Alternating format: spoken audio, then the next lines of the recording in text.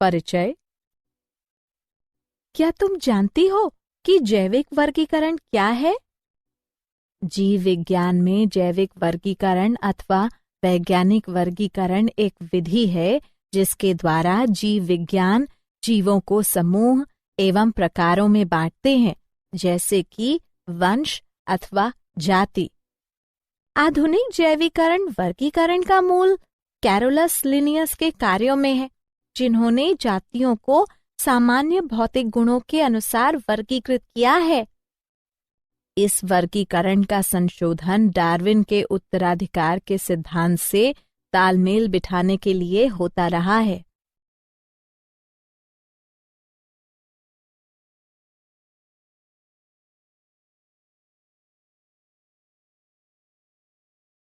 उद्देश्य। इस पाठ के अंत में आप निम्न करने में सक्षम हो जाएंगे: जैविक वर्गीकरण को परिभाषित करना, वर्गीकरण के इतिहास का अध्ययन करना, विभिन्न जगतों को पहचानना, द्विजगत वर्गीकरण को समझना, तीन जगत वर्गीकरण का अध्ययन करना, चतुर्जगत वर्गीकरण के बारे में जानना,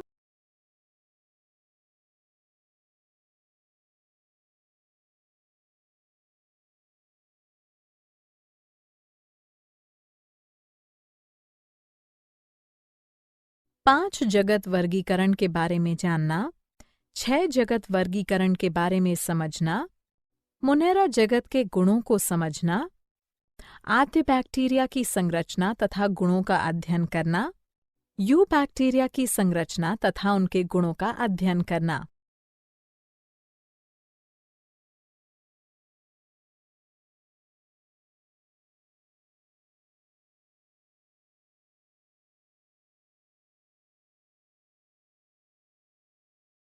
वर्गीकरण का इतिहास।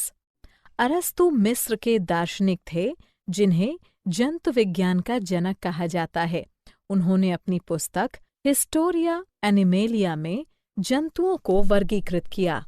अरस्तु के दो मुख्य समूह थे: एनेमा, बिना लाल रक्त वाले जंतु अकशेरुकी, तथा इनेमा, लाल रक्त वाले जंतु कशेरुकी। इनेमा को पुनः ओविपारा तथा विविपारा में बांटा गया। थ्रियोफ्रास्टस ने पादपों को उनके रूप तथा संगठन के आधार पर वर्गीकृत किया। उन्होंने उसे वृक्ष, घास, छोटे घास, जड़ी बूटी के समूह में बांटा। थ्रियोफ्रास्टस ने 480 पादपों को अपनी पुस्तक हिस्टोरिया प्लांटम में नाम दिया तथा वर्णन किया। जॉन रॉय ने पहली बार जंतु प्रजाति पद को प्रस्तुत किया तथा परिभाषित किया। उन्होंने अपनी हिस्टोरिया जेनेरेलिस प्लांटेरम में 18,000 से अधिक पादपों तथा जंतुओं का वर्णन किया तथा जंतुओं की पहचान के लिए शब्द विकसित किए।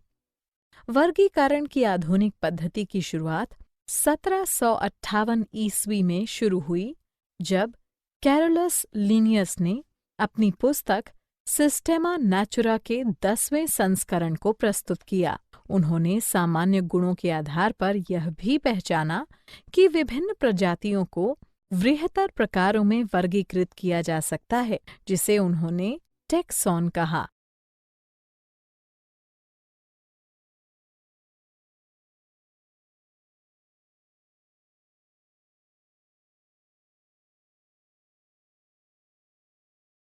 वर्गीकरण की पद्धति। जीवों के वर्गीकरण की भिन्न भिन्न विधियां हैं।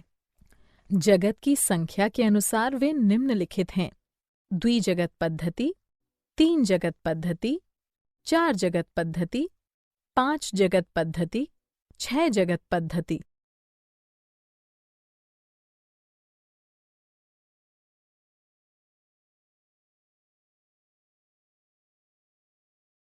वर्गीकरण की द्विजगत पद्धति। अरस्तु के काल से ही जीव विज्ञान ने सजीव जगत को दो जगतों में विभाजित किया। वे हैं पादप तथा जंतु जगत। कैरोलस लिनियस ने भी सजीवों को दो भागों में विभाजित किया: जंतु के लिए एनिमेलिया तथा पादपों के लिए वेजिटेबिलिया। उस काल में दो जगत पद्धति बिल्कुल तर्कयुक्त था, क्योंकि पादप तथा जंतु स्पष्ट विभेदित हो सकते थे।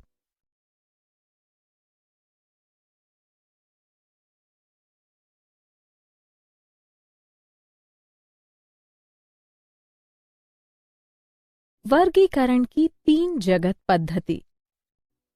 जर्मन प्रकृतिविद अर्नेस्ट हेकल ने 1866 ईस्वी में अपने जनरल मॉर्फोलॉजी डेर ऑर्गेनाइजेशन में एक कोशिकीय प्रोटोजोआ तथा शैवाल को शामिल किया तथा तीसरा किंगडम प्रोटेस्टा को जन्म दिया।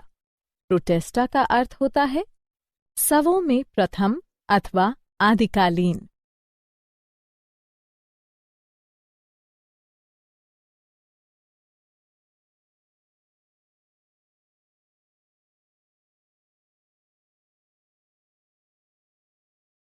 वर्गीकरण की 4 जगत पद्धति। 1930 में फ्रांसीसी समुद्री जीव विज्ञानी एडवर्ड चैटन ने जीवों के 2 प्रकारों, प्रोकैरियोट जिसमें केंद्रक का अभाव था तथा यूकैरियोट अधिक जटिल जीव जिसमें केंद्रक था, की पहचान की। 1938 में अमेरिकी जीव विज्ञानी हावर्ड एफ कोपलैंड ने चौथे किंगडम मोनेरा प्रोकैरियोटा को निर्मित किया, जिसे अब किंगडम प्रोकैरियोटा कहा जाता है।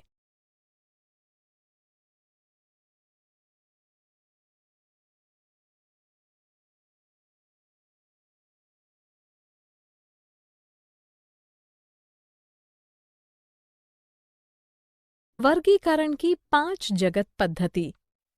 1969 में अमेरिकी परितंत्र विद रॉबर्ट एच हिट्टेकर ने प्रतिपादित किया कि फंजाई अन्य सूक्ष्मजीवों से काफी अंतर रखता है, जिससे उसे एक अलग किंगडम नाम दिया गया। इन्होंने वर्गीकरण की 5 जगत पद्धति को जन्म दिया। इसके अंतर्गत था मोनेरा, प्रोटेस्टा, फंजाई, कवक, प्लांटे, पादप एवं एनिमेलिया जंतु। 5 जगत वर्गीकरण कोशिका की जटिलता, जीवों की जटिलता, पोषण के प्रकार तथा मुख्य पारितांत्रिक भूमिका पर आधारित है। विट्टेकर की योजना को सजीवों के तार्किक वर्गीकरण के रूप में आज भी व्यापक स्वीकृति मिली है।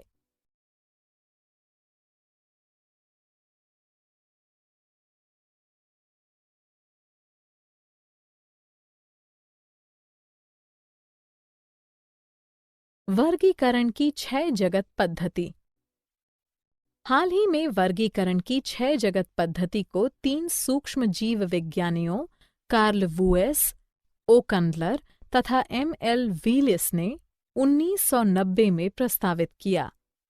वुएस, कंडलर तथा व्हीलिस ने सभी जीवों को 3 मुख्य समूहों में प्रस्तावित किया, जिसे डोमेन या प्रांत कहा गया तथा जो किंगडम स्तर यूकैरिया, बैक्टीरिया तथा आर्किया से ऊपर था। वुएस की पद्धति में प्रांत यूकैरिया 6 जगत के 4 जगतों प्रोटिस्टा, फंजाई, पादप तथा जंतु जगत को शामिल करता है।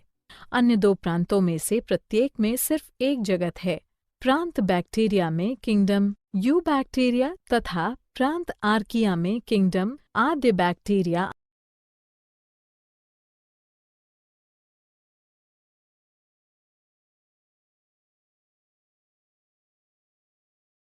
पांच जगत के गुण। कोशिका के प्रकार, कोशिका भित्ति, नाभिकीय झिल्ली, शरीर संरचना, पोषण के प्रकार।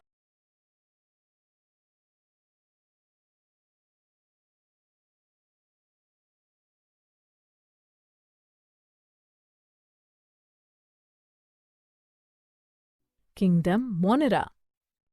किंगडम मोनेरा के अंतर्गत प्रोकैरियोटिक आता है। उनमें केंद्रक झिल्ली का अभाव होता है। वे प्लास्टिड्स, माइटोकॉन्ड्रिया तथा विकसित 9+2 स्ट्रैंड फ्लैचेला से वंचित होते हैं।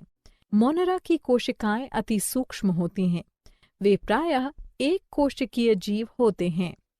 पोषण के मुख्य प्रकार अवचूषण हैं, किंतु इनके कुछ समूह प्रकाश संश्लेषी अथवा केमोसिथैंक्टिक होते हैं। प्रजनन साधारणतः विखंडन अथवा मुकुलन द्वारा अलैंगिक होता है। प्रोटोसेक्सुअल घटना भी घटित होती है। अधिकांश जीवों में दृढ़ कोशिका भित्ति होती है।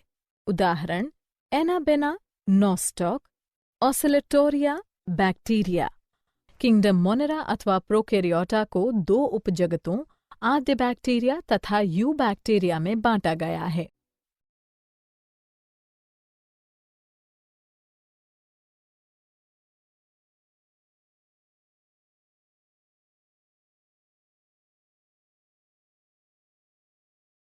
आद्य बैक्टीरिया। अधिकांश आद्य बैक्टीरिया स्वपोषी होते हैं। आद्य बैक्टीरिया अपने उपापचयी क्रियाओं को करने के लिए आवश्यक ऊर्जा रासायनिक ऊर्जा के ऑक्सीकरण से प्राप्त करते हैं, जैसा कि आवश्यक गैसें अमोनिया, NH3, मीथेन, CH4 अथवा हाइड्रोजन सल्फाइड H2S, जिससे एक एमिनो अम्ल तथा प्रोटीनों का निर्माण होता है। आद्य बैक्टीरिया को 3 समूहों में बांटा गया है: मैथेनोजेन्स, थर्मोएसिडोफिलस, हैलोफिलस। मैथेनोजन अपनी उपापचयी क्रियाओं के परिणाम स्वरूप मीथेन का निर्माण करते हैं। ऑक्सीजन की उपस्थिति में मैथेनोजेन की मृत्यु हो जाती है।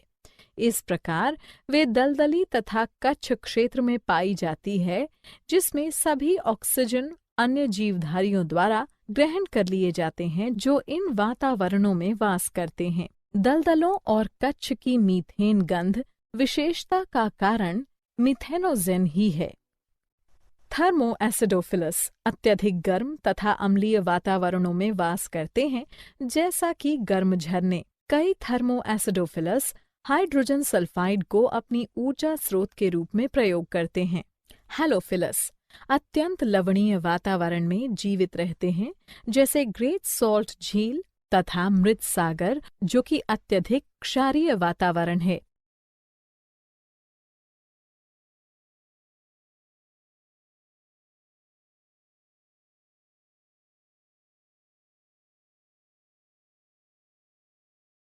You bacteria. बैक्टीरिया की प्रोकैरियोटिक कोशिकाओं में एक बाह्य कोशिका भित्ति होती है जो प्लाज्मा झिल्ली को घेरता है, जो अंततः अक्षीय राइबोसोम से युक्त साइटोप्लाज्म को घेरता है। उनमें साधारणतः केंद्रक, क्लोरोप्लास्ट तथा माइटोकॉन्ड्रिया जैसे संलग्न अंगों की झिल्ली का अभाव होता है। डीएनए की वर्तुल स्ट्रैंड, जो कोशिका न्यूक्लियोइड के एक भाग में प्रायः कुंडलित होते हैं, एक क्रोमोसोम के रूप में काम करता है। उपापचयी क्रियाएं जैसे कि इलेक्ट्रॉन का स्थानांतरण तथा प्रकाश संश्लेषण प्लाज्मा झिल्ली में होता है, जो कभी-कभी कोशिका के अंतरंग भाग की ओर मुड़ती है। बैक्टीरिया की सबसे सामान्य आकृति छड़ाकर, जिसे बैसिलाई गोलाकार, जिसे कोकाई तथा कॉर्कस्क्रू की आकार, जिसे स्पाइरला कहते हैं। बैक्टीरिया की कोशिका भित्ति में अद्वितीय पदार्थ पेप्टाइड होता है।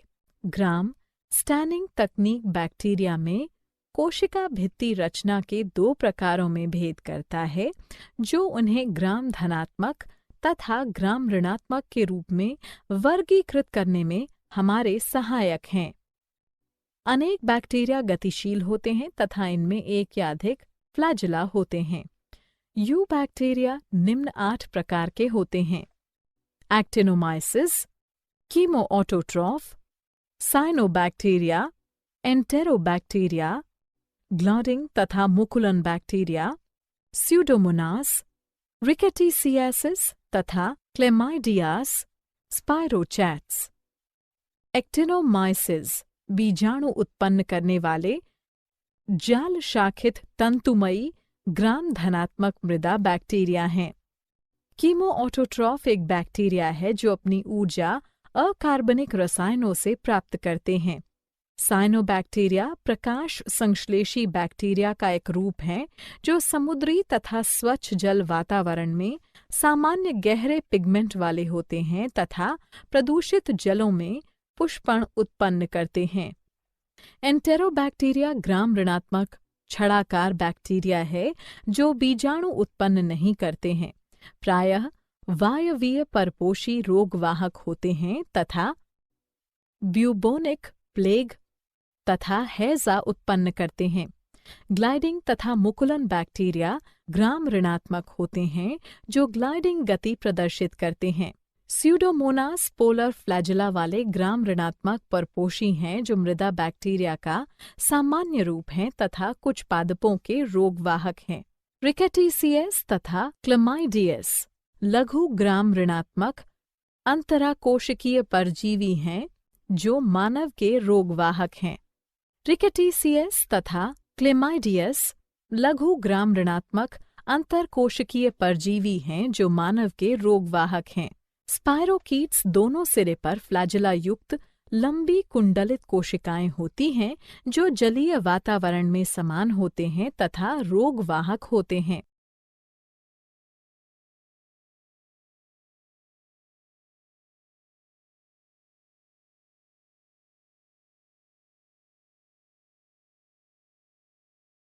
क्या आप जानते हैं? क्लासिकल टैक्सोनॉमी मॉर्फोलॉजिकल गुणों पर आधारित है। फाइलोजेनेटिक टैक्सोनॉमी की शुरुआत एंगलर तथा प्रेंटल ने किया था। क्लेडोग्राम क्लेडिसाटिक में एक शाखित डायग्राम है जो उनके व्युत्पन्न गुणों के संबंध में प्रजातियों के बीच संबंध निरूपित करते हैं। कैरोलस लीनियस ने फाइलम तथा प्रोटिस्टा शब्दों को सृजित किया था। लाल डाटा पुस्तक विलुप्त तथा संकटग्रस्त जीवधारियों का रिकॉर्ड रखता है।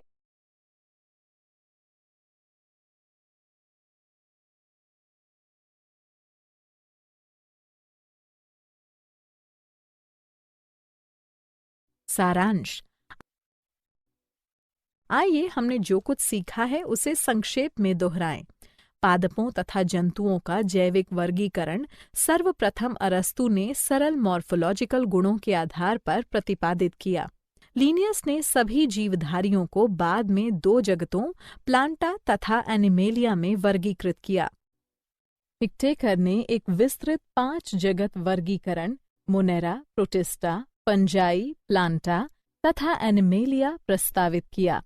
5 जगत वर्गीकरण के मुख्य आधार कोशिका संरचना, शरीर संगठन, पोषण की विधि तथा प्रजनन तथा फाइलेजेनेटिक संबंध थे। 5 जगत वर्गीकरण में बैक्टीरिया को मोनेरा किंगडम में शामिल किया गया है। बैक्टीरिया वितरण में समकालीन है।